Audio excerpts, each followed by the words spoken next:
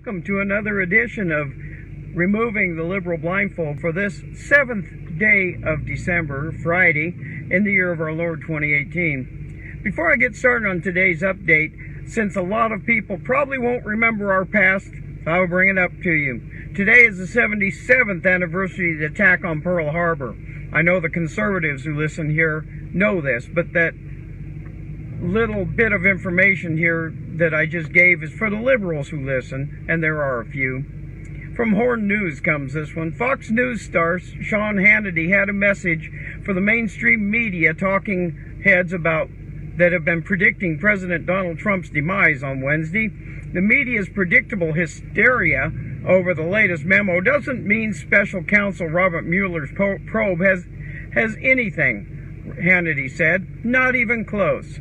Here are the facts. The Meuller memo makes references to Lieutenant General Flynn violating, and this is how deep they had to dig here, violating the Logan Act. The Logan Act is an archaic law that was passed, get this, in 1799, and it was only responsible for 2 indictments in the 1800s.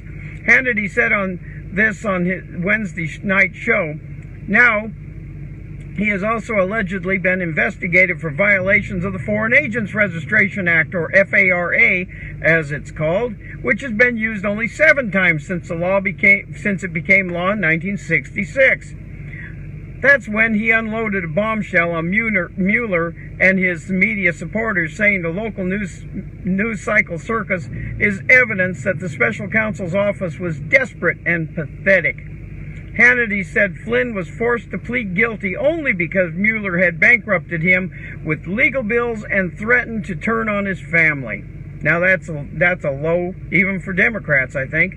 Is this what justice in America is supposed to look like to you? What about Mr. Meuller? Are you happy about this? Hello, Karen. How are you? Is this what we get after your 567-day investigation? This guy served his country for 33 years, including 5 years in combat, Sean Hannity asked. Despite the long-running investigation, there remains zero evidence of any kind of collusion between Russia and the Trump campaign, but they still continue. According to the memo, Flynn agreed to cooperate with the Meuller investigation, but the details of that cooperation are redacted, of course. However, the memo does detail zero evidence of collusion, none, zero, zilch again. And while an American military hero's life has been wrecked for a process crime, we'll take a look at those of the left. Will never be prosecuted for their lying. He went on to list the many political allies of former President Barack Obama that have been caught lying to investigators as evidence of the hypocritical standard Flynn is being held in comparison to. Longtime Clinton aide Cheryl Mills and Huma Abedin, remember? They lied to the FBI about Hillary Clinton's private email system. DOJ official Bruce Orr, or Fusion GPS founder Glenn Simpson, likely lied. How do we know? Because they gave completely contradictory testimony. Then we have Dirty Dossier author Christopher Steele.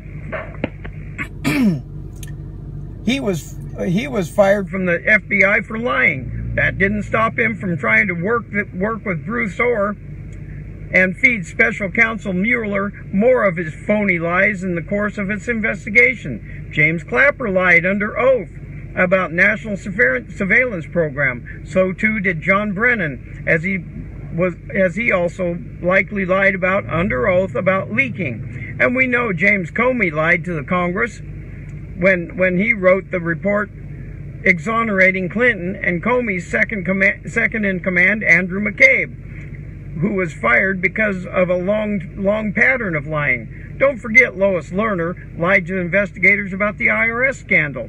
Obama's Attorney General Loretta Lynch lied about talking to anyone on the Clinton campaign about the FBI Clinton probe. And further, another Obama attorney, Eric Holder, lied under oath on multiple occasions. Hannity went on to describe Flynn as a decorated war hero, but didn't deserve this treatment. And now to remove the liberal blindfold, folks. The problem with this whole kerfuffle of Trump and the Russians is that it's been nothing but a witch hunt. headed by the Democrat Party, who still haven't gotten over the fact that their Hillary didn't win the election. What is going on now is the FBI has been implicated on this along with the Clintons. Why don't we finally go after the ones who are really at fault here instead of continuing to destroy the man who won the election and is now president? Americans used to support their president against the rest of the world, no matter who he was. But now the poor losers abound, and they can't get over not being in the White House, so they talk down our president like there will be no consequences to this country over it. Mark my words here, folks. There are consequences, and they will be plenty. Sure, the Democrats won a bunch of seats in this last election, and a bunch of Republicans lost. But if you look at the Republicans that lost, they were the ones who sided with the Democrats too often and didn't want to close our borders. Those are the ones that lost. This next election, if the Republicans can get a bunch of true conservatives in who want the border wall and the border protected like the American people do, then we're going to see the House flip again. Mark my words. The Democrats are no longer winners because they keep shooting themselves in the feet. This whole Russia collusion thing that has been going on for over 500 days now is proof of that. And still, after all the investigations that have been pushed on us at a cost of God knows how much, they still haven't found anything. It's time to stop this crap. Thank you, Karen, for being here. We are here to push the facts that the liberal news media just leaves out. Facts that change the story from what is right to what the left wants, which is never right.